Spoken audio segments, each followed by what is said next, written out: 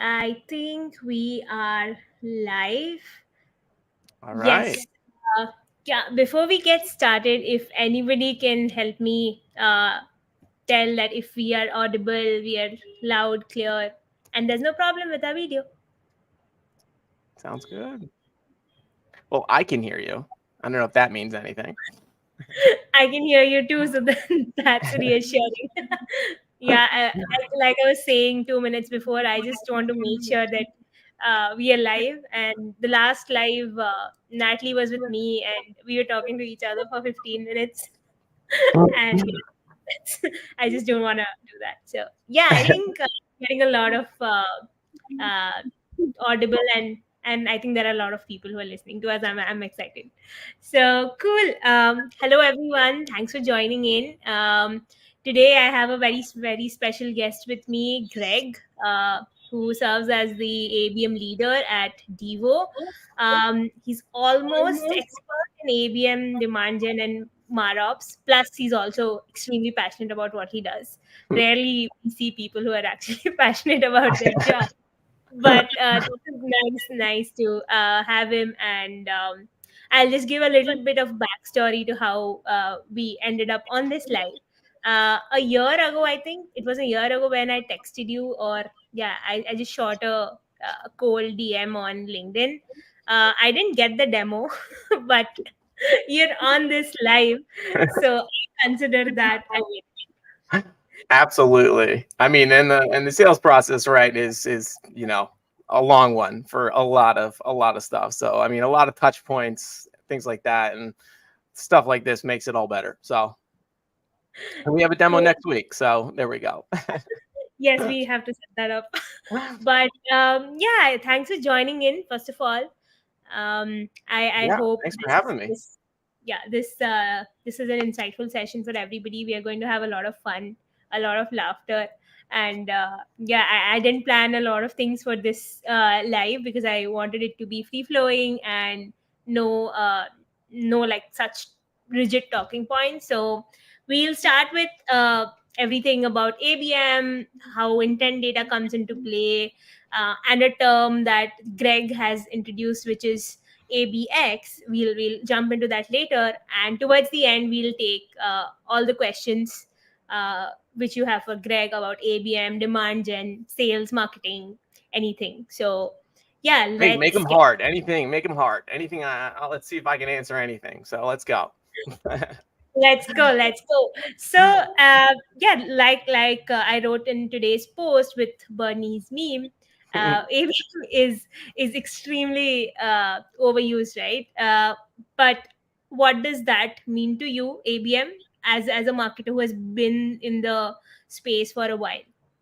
Yeah. So I mean, just to go back to one of the things you said, I mean, ABM has become such a buzzword these days for companies, and it is, like you said, overused so much. I mean, when a company says, "Oh, we're going to launch this new initiative, it's going to generate so much pipe," and people ask, "What is it?" and they say, "Oh, it's ABM," it's like it's not a silver bullet, right? I mean, there's so much that goes behind it, and so what it really means to me, because everybody has their own, definition of really what this actually means, what it does, things like that.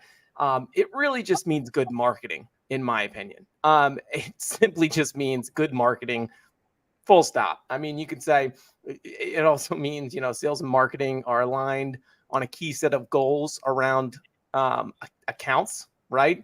But that's really it. And then it's just a matter of, making sure you have buy-in, and everybody is working towards a common goal. Correct, correct. I think generally, at least as far as I know, in B2B sales and marketing for a long time have been seen in silos. That's another problem that we try to solve at Factors as well. And we are huge cheerleaders of ABM. And we also try that our product solves for it. So it's good to see there's a global consensus on what ABM actually tries to do. So that's good. And whenever we think about ABM, right, intent data comes into play. So what do you think about intent data? What's your opinion on it? And how does that help in setting up ABM for a firm? Yeah. So typically when you think about ABM, the next thing you think about, right, like you just said, is intent data, right? And they kind of go, they're starting to go more hand in hand. And one is more powerful when you have the other one. Um, and so ABM or intent data can really fuel a lot of your, account-based marketing programs. I'm not going to get today into like the technical side of how intent data works, because there's a whole list, whether it's first party, third party, intent, whole things like that. But for today, what we can just say is, intent data really are just, it just means that there's positive signals that are happening around either a persona or a person or an account. That means you should go after them, right? And so where this comes into play and makes it so powerful is not only when the marketing team is using that to drive decisions, whether it's figuring out what campaign they should launch, or how they should structure a certain plan to go after an account. Where it really comes into play is when sales starts to adopt and leverage intent data on their own. And when you have this kind of combination of marketing is using intent for their use case, and you have sales fully ramped and adopted, and have access to some kind of intent, for that, it really makes it more powerful. And some of the use cases that I've seen work really well for intent data on the sales side is, imagine if like a seller is going into a demo, or if they're going into they're just going into an event, they're taking to a baseball game or whatever. If they're meeting an account, they can listen to some of the signals, they can go in and they can look at some of the intent that's spiking, and then potentially shape the conversation around what they're seeing. That might be setting traps for competitive stuff, or it could be if certain trends around your business is spiking other than some other things. They can really take that information and then run with it. And so we've ramped our sales team here. Everybody really loves the intent data signals. I'm constantly blowing up our sales team saying, hey, did you see this around, X account? They're spiking on this. And, we bug them all the time just to make sure, they're seeing those signals. But it works really well. And so, they really love that additional data. And what makes it even better is when you have a team that is really data oriented. They really appreciate that, and it just shows the value, and it just makes marketing that value added partner, which we really are in the org. We're there to help sales close deals.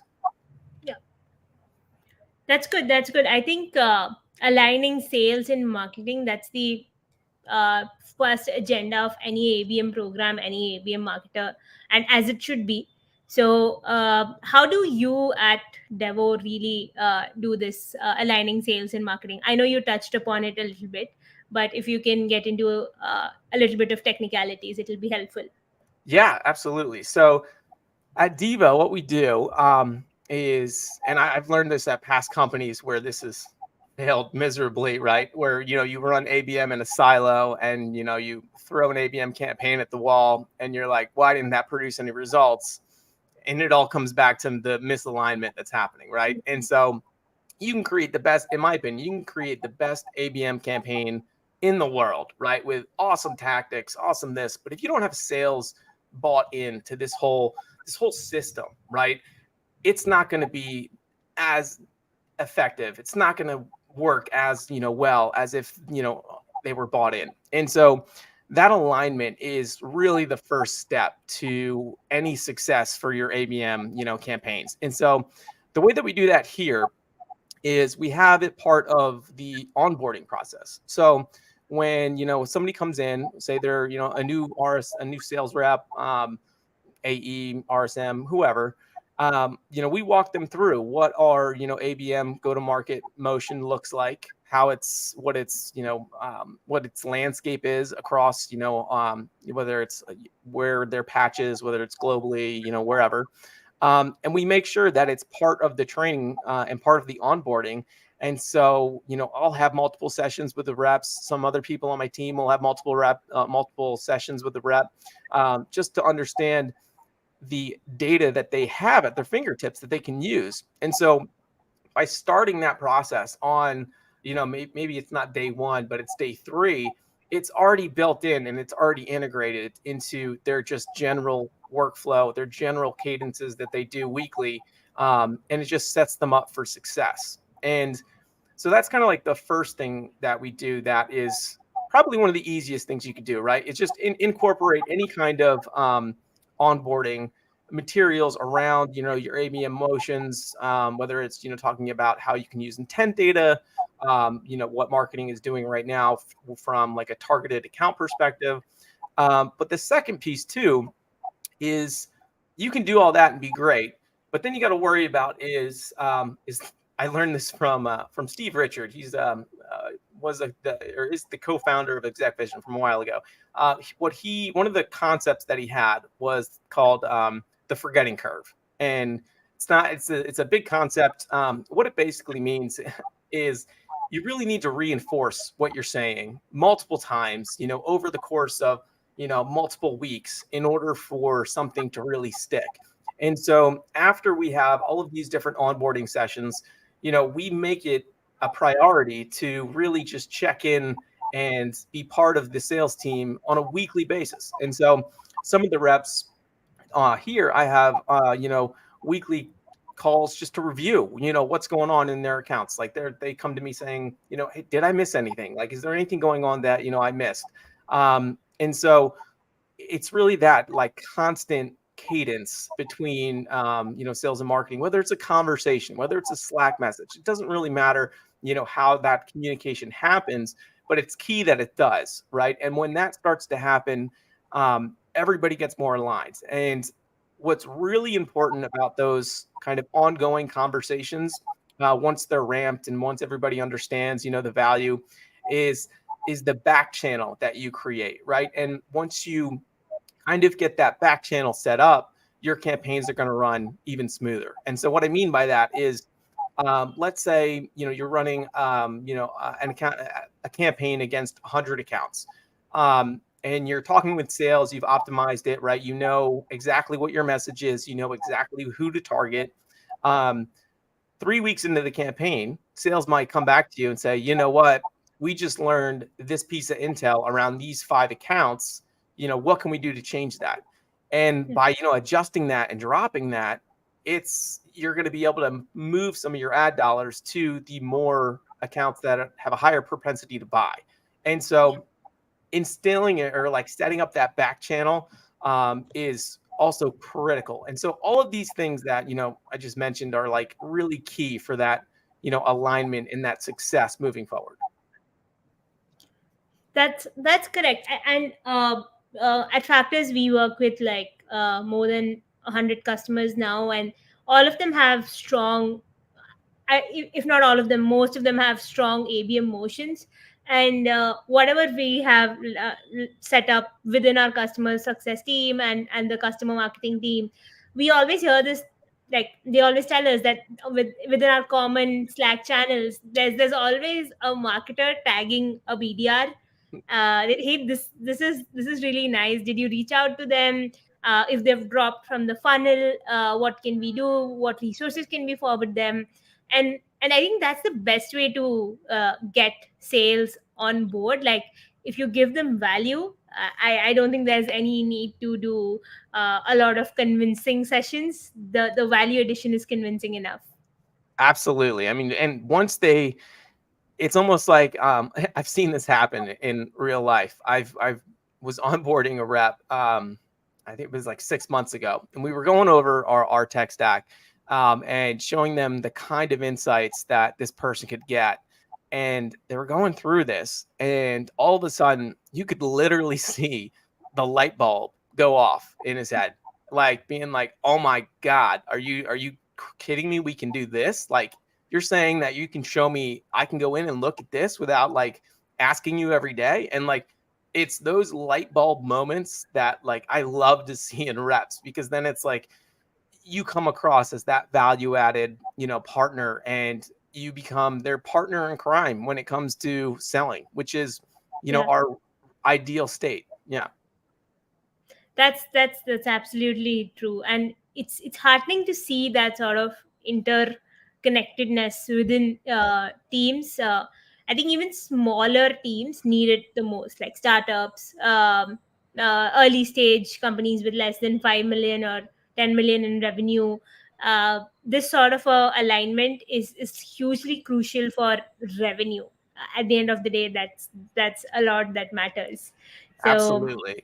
And the more that you can focus on that, and the more that you can align, I 100% agree with you. And the more that you can align like your marketing teams around that revenue, right? And being like, okay, let's move away from, you know, counting leads. Let's move away from all of this stuff. I mean, those are all like really good indicators.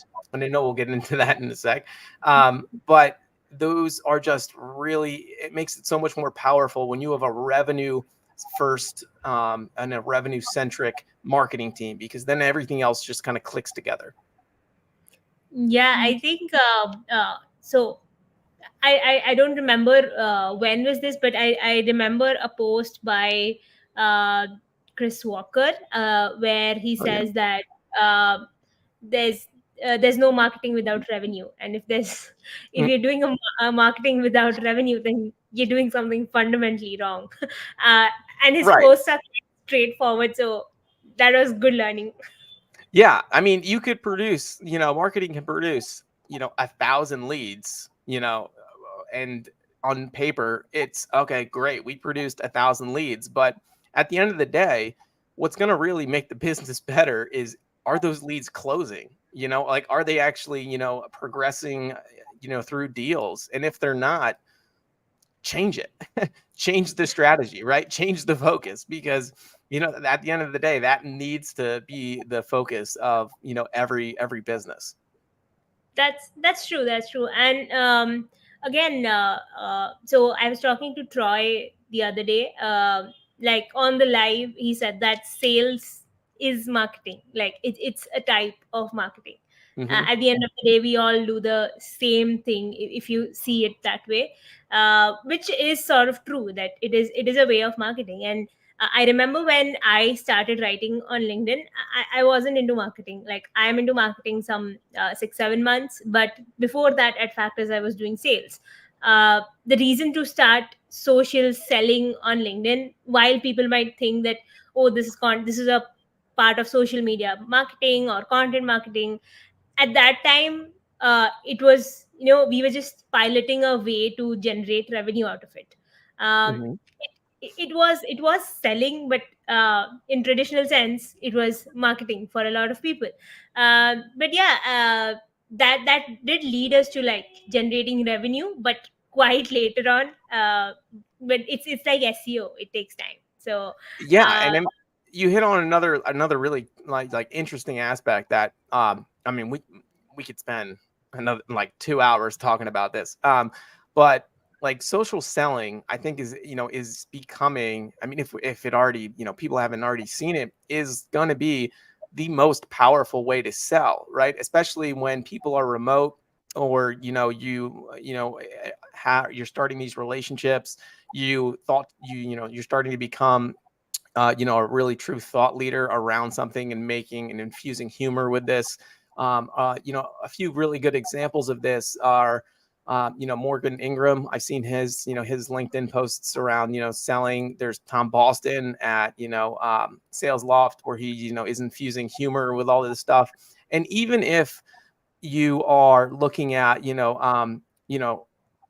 from a leadership perspective, if you're saying, okay, well, you might just be making like funny memes on, like LinkedIn or things like that, but they're actually, cultivating this sense of community, that when people think about, like sequences or cadences, or, something that they want to relate to, they're always going to go to like Tom at Sales Loft, because, that's just, what he does. And so the impact on that is tremendous. And so we don't need to dive into that, because I could talk about that all day. But yeah, but yeah, that actually makes sense. That's for another live maybe to talk about it.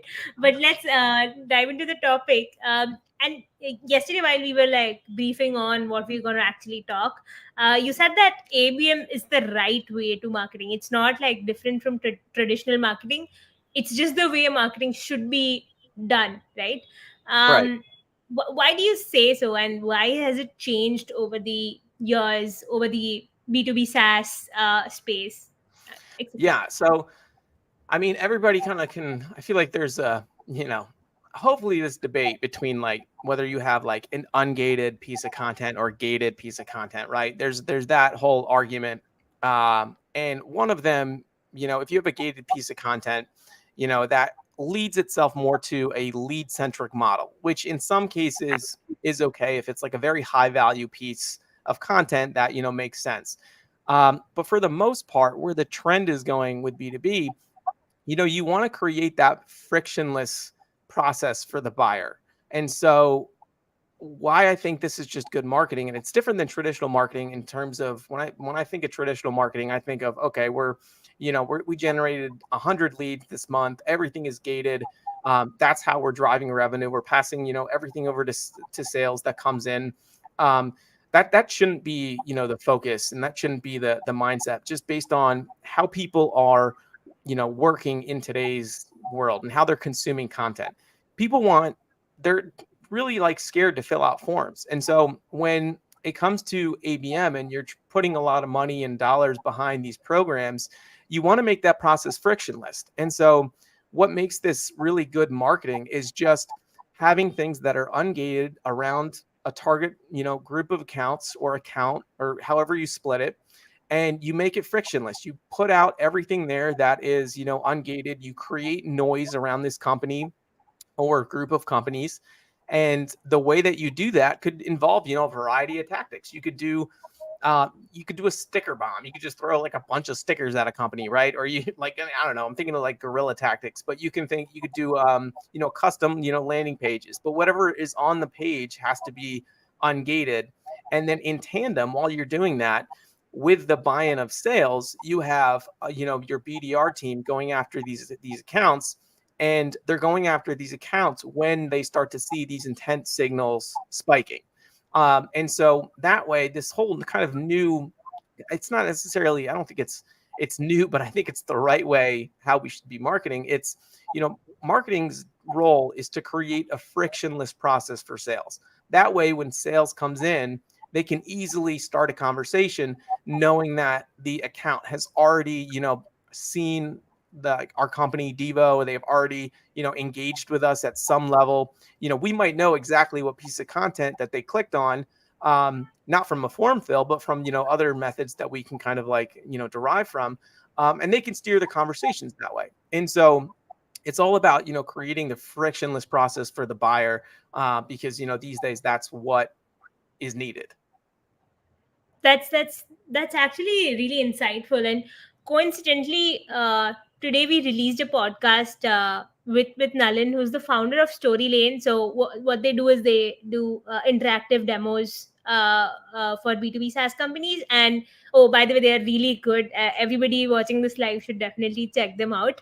And they just like break that, while we think it's totally impossible to break that silo where you can get a demo of the product on the website. So we used Story Lane for us. It's already on our website, it's on our landing pages, and it's absolutely amazing on how many leads we get out of it. And even if we don't get that leads, we push it to our sales team, and we tell them that, hey, they have seen our demo and they've gone through the entire demo. That means they are definitely not like window shopping. They're definitely here Right. to buy something, if not us, another software like us. So that's a great advice, and I think we went into that a bit late. But if you are watching this and if you're listening to these advices, you should definitely check out something like these. Another example of that, how we did it at Factors, is these sort of lives, right? Like, I don't really get who actually looks at my lives. LinkedIn should provide that data. but it doesn't. But yeah, I didn't but know that. Oh, that's weird. Okay. Yeah. LinkedIn should yeah, it definitely do doesn't tell me that. who looks at my lives. Yeah, it's it's really bad. But yeah, that but I still know who do regularly engage with me, and I know for a fact that one day I hope I can get them to a demo. So this does help in a way, like ungated content for the win. So Absolutely. I mean, and what you said around having a, a demo on the website, for especially for factors for your business is, you know, kind of the ideal situation too, because it's a product that, you can, easily kind of like walk through and understand. I think where this changes and where this differs is when you have, a product, kind of like Devo, that is, um, I don't want to say a little more complicated, but it has a little more, we're one of the biggest cybersecurity companies in the world. And so, when we get to that demo stage, we want to make sure that we're qualifying the account first and foremost. But secondly, to get the best kind of, experience for the user, we do want to customize it a little bit to show them, what's actually possible. And it depends on the product a little bit, around, okay. And there's also just debates around, should you do a demo on the first call, or should it be a qualification call, all that kind of stuff. Um, yeah, but in the that's sense of, really, for that's really that friction repels me. So yeah. And so for something like that, though, that is and what you're doing, you're seeing some of the highest intent signals that you could provide. Like, if somebody is watching that demo form, but maybe they didn't, or watching that demo, gone through that whole process, but they never filled out a form, that's like one of the highest intent signals I would say that you have in your entire business, right? And so that's a great lead. yeah, yeah. So, going on to the next important part where, so you talk about ABX, right? I'll link your post somewhere on this live after it's over, where you talk about marketers leverage ABM to enhance ABS, which leads to ABX. So So many that's acronyms. I know. So many yeah, acronyms. So yeah. If you could like tell me about that and the best use cases that you would suggest or you have seen over the years. Yeah. yeah.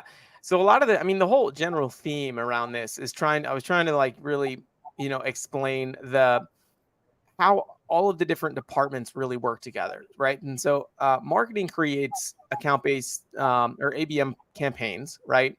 And in tandem, um, sales is doing their thing through account-based selling. So those things are kind of intertwined.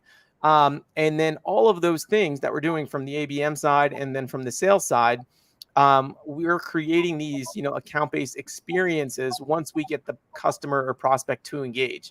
And it doesn't necessarily mean that we stop once the deal is closed and the deal is won.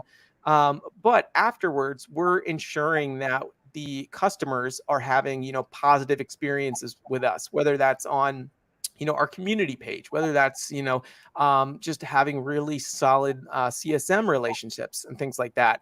And so, that post is like acronym soup, I can tell you. But the whole, like, to reiterate, it's like, account based marketing, leads to account based selling, and that, equals kind of account based experiences, whether it's pre or post sales. And that flow, if you just can get into that, mindset and adopt the revenue first kind of centric approach, is going to do wonders for you and your sales team. Right, right. Can you suggest a few use cases that how it would work? Doesn't have to relate to ABX, but generally in ABM terms. Like use cases around like a solid example for. Yeah, yeah. So one of the things that we've seen a lot is, we've tried to slice and dice our target list of accounts, various ways, whether it's by persona, whether it's by industry, a bunch of different ways. You can do revenue size, a bunch of that stuff as well. We have a very tight kind of ICP that we go after. And so one of the things that we're seeing, really the most success in is kind of like I mean, a vertical, really taking a vertical first approach, right? And looking at some of the key pain points around certain industries, working that into the language in which we speak around, whether it's on the landing page, whether it's on emails, whether it's how we, you know, disseminate that information out to sales where they can then kind of talk about it. Um, and we look at it from like a vertical lens. That's kind of like one use case that we've seen really well, because when the user then comes to say they click on an ad that relates to them because of they're part of industry X. They see an ad that they're like, oh, you know what, that's a pain point that resonates with myself and also my industry. I'm going to click on it.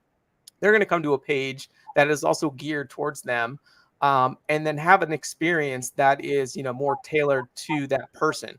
One of the things that at Devo we've wrestled with a little bit is, do we want to actually call out that company? Because there's a thousand companies that say or that have um, I'm just going to make this up.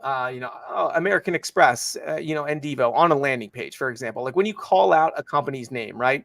And I think that is a good tactic, but it depends on your audience, and everything that you run in ABM comes back to who your audience is. And so for factors for you guys, for example, I think that would be a great way where you would call out a name, right? Because you're selling to marketers who kind of understand that, okay, it makes like I get it. I do I know why they're calling me out, and it doesn't come across as creepy, right? Because everybody that you're selling to, your buying committee, understands the value of like, okay, that's a solid tactic. It's going to catch my attention. But when you move into some other industries like cybersecurity, you have to be pretty careful around, almost like not spooking the customer. And so, knowing your audience and knowing how you're going to go about, getting in touch with them, and what some of that outreach looks like, is key. And so if you can just figure out a way to break down your audience in a way that makes sense for your business and what's going to resonate, that's going to work well. And we've done it with by industries. We've also looked at some of the competitors and things like that, and how we want to approach those conversations, and all of those things kind of make it very easy for us to translate it into sales, and how they can best also use some of that language to portray, and whether it's on calls, whether it's in sequences, whatever it may be. Right, right. Oh, I think you've got your entire company aligned on this. It looks like account based marketing, account based sales, aligned along with copywriting and content as well. And we also have our customer marketing team leveraging account based motions too. And what's great Yeah, is we ran customer campaigns that are kind of are broken out and thought about in a way that is ABM's, I'll call it ABM centric, right? You have this ABM yeah, mindset where you're saying, okay, let me look at this customer base. We're trying to do X, and in order to achieve X, I'm going to break down this customer base with these different segments. And so by just kind of having that mindset first makes you so much more effective, because you're not doing the whole the spray and pray approach where I want to hit as many people as possible. And especially in the customer world, when you're trying to do upsells or things like that, yeah. you know a lot more about the customer, their install, whatever it may be.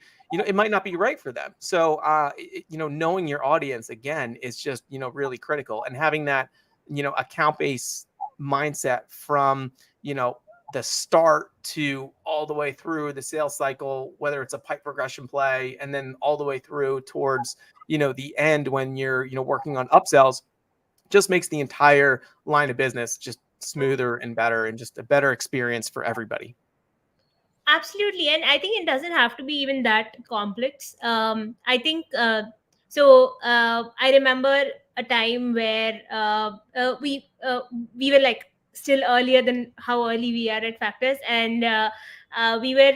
So there was a customer who was dropping off the funnel after the CS, after the customer success was involved. They did not move after the trial or something, and uh, so what we did is, they came through a particular post of a particular colleague of mine, Mhm. and we asked the colleague, who's actually a marketing person, to reach out to him via email, and then call him, and call the customer. And he was like, yeah, I did not find this useful. If you can give me this, I'll definitely rethink my decision. And I think this is also a great example of ABM, right?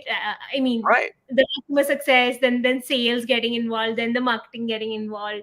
It isn't as complex. Like, you don't need like tools or 500 other things to do it if you're like at your early stage. I'll ask one last question, and happy to take questions from the audience after that. So do type in your questions in the comment box. We'll take it up. So uh, Greg actually posted last week that he loves his job so much, and I don't know from where did that come from, and I actually got to know that on the post itself. So I had to ask him that how did you end up in this, and why is marketing your passion, and what do you suggest to people who are in this and actually enjoy the process? Yeah, yeah. One of the things that I always think about. I mean, I've been in marketing for 15 plus years, and that's where I went to undergrad and grad school for, and so I have this background. But outside of my professional life, I always really like being creative, whether it's I'm make music, or whether it's I used to play a lot around with like clay, and I have little like clay things that I'll sculpt and stuff like that. And so having that creativity outside of my professional life has really fueled where my passion lies in the workplace. And so how that kind of translates, I know some of you are like, how does clay have anything to do with ABM? I'll get there. It's more around, you know, with ABM, you can be so creative with whether you're, coming up with a new tactic for a campaign. Um, your post this morning was perfect around that with Bernie, and like thinking about all the ABM tactics that you want to, start. But being able to just look at an account, coming up with a strategy that might work, and then experimenting, allows me personally to express that creativity through a variety of different ways. And it's having that outlet that I think I'm lucky enough to be able to translate that creativity into what I do every day. That makes me really excited about getting into some of these things. And then even outside of the specific tactic front, when you start thinking about creative ways that you can potentially automate processes, or enhance the sales experience to come across as that value added partner. I get so excited when I like think about a new workflow that I could create that would automate some intent data signals that could fire off to a rep. Like, I get super pumped about that because I'm like, this is going to provide so much value. I mean, I nerd out around this stuff, right? And so it all comes back to my, I guess, passion just to be creative, and finding creative ways to solve solutions, or coming up with new ideas. And when you're working with a bunch of these accounts, you really need that creativity to really fuel a lot of this stuff. And so what I always try to say and think about with my team, or with whoever in marketing, it's like, let's, whatever ideas you have, let's talk about them and try them. I don't care how outlandish they might sound. Like, let's do it. We have a crazy one really that's coming up. I don't want to talk about it because I don't want to give it away, but it is. I'm so excited about this one, but maybe in like 2 months I'll tell you about it. But it's amazing, and it was an idea that was almost it was fueled by our BDR team. And what happened was the BDR team came up with this idea, presented it to marketing and ourselves, and we were like, I was kicking myself. I was like, how did I not think about this? This is freaking brilliant, right? And so we're taking that, we're running with it, and the whole idea around having in this particular case, having that buy-in from, or having that, even that dialogue with your BDR team or your sales team, we're taking their ideas and putting them into action, maybe with some additional spin, but then they, are more vested in the outcome, because they're like, wow, this idea, is out there. We're trying it. Like, let's see how it works. And by the way, you guys created this, and so it's really cool. And so it's finding those like creative levers that really kind of, fuel my passion, I guess, for ABM. That's great. That's really nice to hear. And yeah. Oh, by the way, if anybody is running out of memes, always check out Bernie, and you'll never run out of memes. There are like so many, and I've been using that same template since, like, I don't know, 3 years now. So yeah, since the Such a picture good came one. out. Yeah, Yeah. so it's so good. It's so good. So yeah, that's another way how you can incorporate memes into marketing. And in Yeah. on the topic of memes, and then I'll sorry, I have to say this real quick. Some of the best sellers that I've interacted with that try to sell me on products, I've had fully fledged conversations via email that were done all through memes. Like, somebody's trying to sell me on something, right? And it was his name, his name's Sean from Lead the Pipeline. We've had conversations around like topics, and we just get it done through memes, and it's wild. And when you incorporate that level of like humor and things like that into your own sales, motions or things like that, it just makes the whole experience for both parties, more fun and more, creative. So, I mean, take risks. That's what we try to do every day. And whether it's on the marketing or sales side, or, whether I'm, trying to, get our BDRs to experiment with something new. And so, yeah. Yeah, I think again, I sometimes think memes add more value than normal texty stuff. So so I just on Monday, I think I just posted a meme with I'll automate all my sales and marketing workflows, and with a guy in the gym just struggling Yeah. through, I don't know what is that setup, and that gets 50,000 impressions, while me writing nerdy post about marketing, sales, and all of that, they are like at some 2,000, 3,000. But something like that just blows up. People love memes, and it's Yeah. always going to be funny. Yeah, I mean, exactly. I mean, it's like comes back to like the old saying, right? Like a picture, is 1,000 words. And so yeah, that was a really funny one too, by the way. And because it Yeah. resonates, right? It resonates with so many people, and so many people can relate to it, and it's just in a funny way. So it's Yeah, great. I think everybody should follow this handle memes.xls in on Twitter. Amazing memes and so relatable. And also check out Barbie and Oppenheimer memes. That's also like amazing stuff, guys. I think I love how creative people are. But yeah, I think we have some time to take up questions. Shri has two questions. He asks that how do you classify intent and then source them?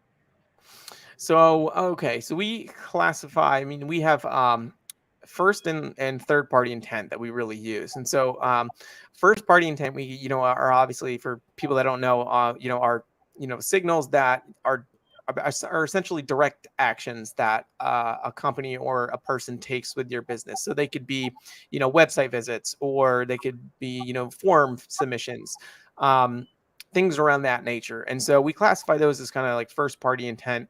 um, and again, for when I'm talking to sales, I am never going to say, "Oh, this is first party intent," or "This is third party intent." Right? That we don't. That's a You don't want to get too technical. Yeah. Um, but that's kind of first party intent and how we use that. And then third party intent, what we do is we look at a lot of different signals that are firing across the web, whether people are, trending or surging around specific topics. And so we have tools in our tech stack that can say, this person is trending around topic X, or this person is spiking around this competitor. And so when we see those third party kind of intent signals, we, combine them with the first party intent, and then we kind of package it up and send it to sales, and they can kind of take the best of both worlds and say, okay, this person has come to our website around this specific product. and they're also spiking around this competitor. I'm going to mash those two up and come up with a really good, sequence, or, call to, or, um, outbound message that incorporates the two of them. And then based on the targeting and, that we have set up in our back end, um, chances are whoever they target are going to be the ones that are, surging and spiking around intent. Because, we all know, like, third party intent, it's really hard, it's more directional data than, a person data. So it's you have a general sense of what's happening in an account. But chances are, if they're spiking around a topic and and a competitor or a company is, chances are the persona you're going after is going to be one of the people that is doing that research. Got it. Got it.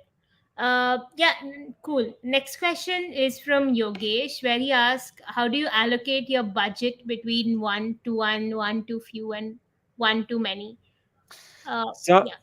so this is yeah, a really interesting. We could spend another hour talking about this. So when I was first introduced to account-based marketing a while ago, that, I mean, those were kind of like the traditional staples of ABM, right? It's either you're doing one to one, you're doing one to few, or you're doing one to many. Um, we don't have, I can't give you, unfortunately, you guys, a specific ratio between the breakdown, because this changes a lot. And the reason why it changes is because we're so interconnected with sales that we want to be able to have the flexibility to get a one-to-one campaign up and running within a day, if we see a certain action being taken that is, maybe they're in a stage 3 opportunity, and we really want to help them get across the line. I'm going to allocate dollars towards a one-to-one campaign, towards that company, to help sales to generate it. And so having that ability to be fluid and to really change at the drop of a hat, to really be agile, is really what makes kind of your team really, really worthwhile.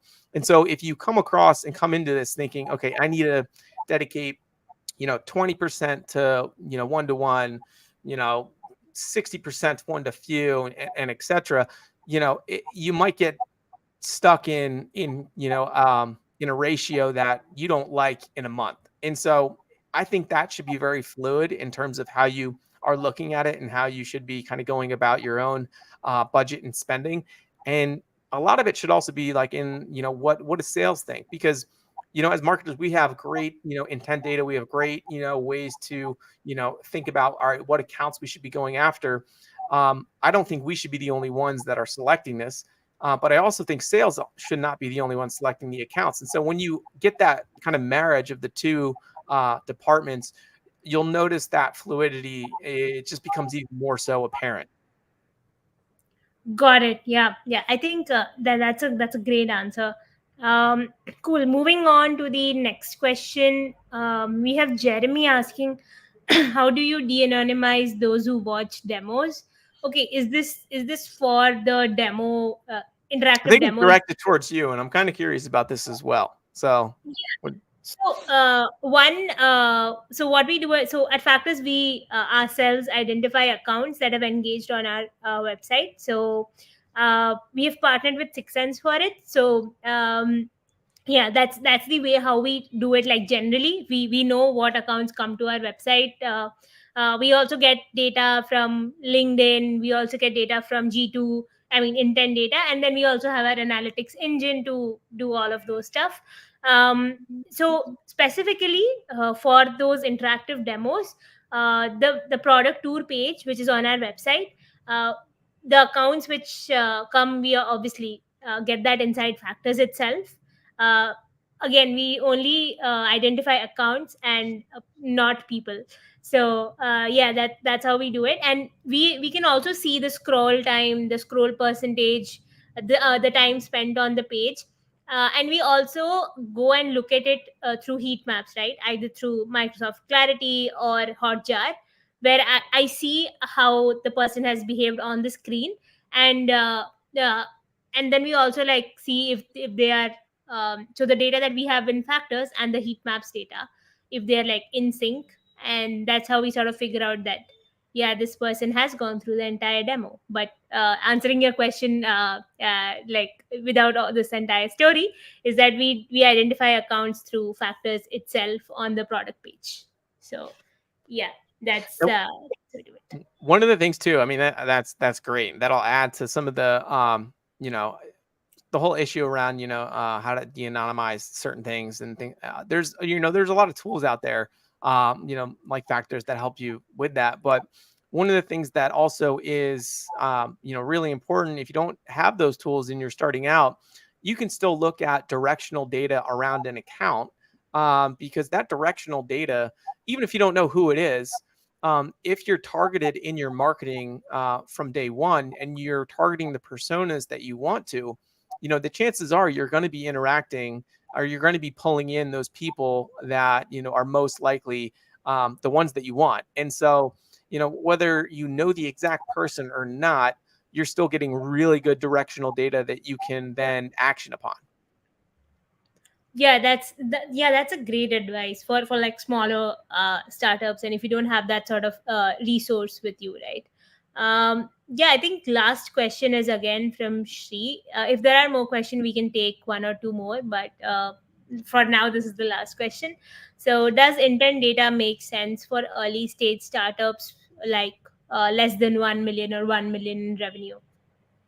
Yeah, I would say absolutely. And it really depends on, what kind of, platform or what kind of budget that you have from the marketing, department. You can get, tools like Six Sense. We have Demand Base. You can get some of the, like the big powerhouse tools. But if you're looking for, other different creative ways, there are a lot of different options that you can, look at intent data. So I've worked with Bombora for years. Love everybody over at Bombora, and they have a great free trial, or free ongoing trial that you can, set up your key accounts, your key topics, and they'll send you an email every week with, it's like a teaser, but it's still really good data around, I think it's like 10 accounts that you get.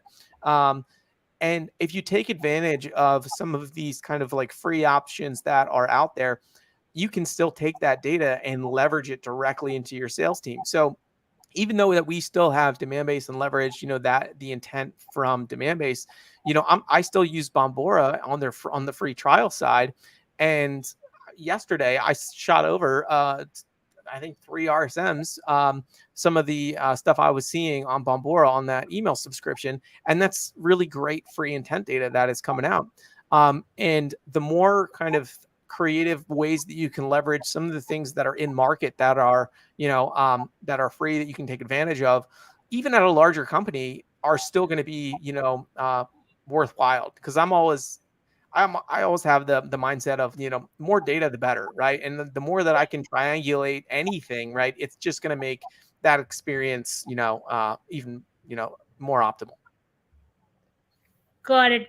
Understood. Yeah, I think that makes sense. And if you're a smaller firm looking for a budget intent data platform, I'm going to pitch Factors live. So, There yeah, you go. Yeah. the salesperson in me will never die. Cool. I think it was a great conversation, Greg. Thanks for joining. And we thought we'll end it in 40 minutes max. It's going to be almost an hour. So yeah, and thanks for all the questions. It was great. It was a really engaging session. We can talk about it all day long, but for now, thanks for joining in, and hope to see you later sometime again in another live when you come up with your creative idea for Devo. So Yeah. we'll Sounds talk about good. that.